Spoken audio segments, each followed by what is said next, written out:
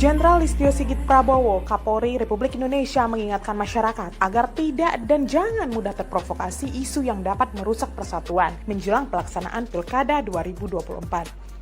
Ia menegaskan, tugas seorang pemimpin adalah menyejahterakan masyarakat dan masyarakat diimbau untuk tidak terjebak dalam provokasi yang berpotensi memecah belah.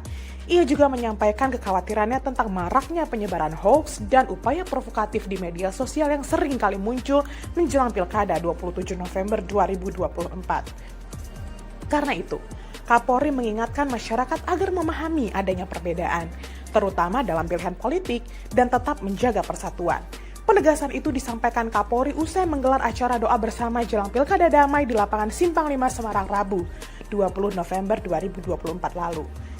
Katanya, meski ada perbedaan pilihan dan pasangan calon, yang penting menjaga persatuan agar pembangunan di wilayah masing-masing tetap berjalan lancar.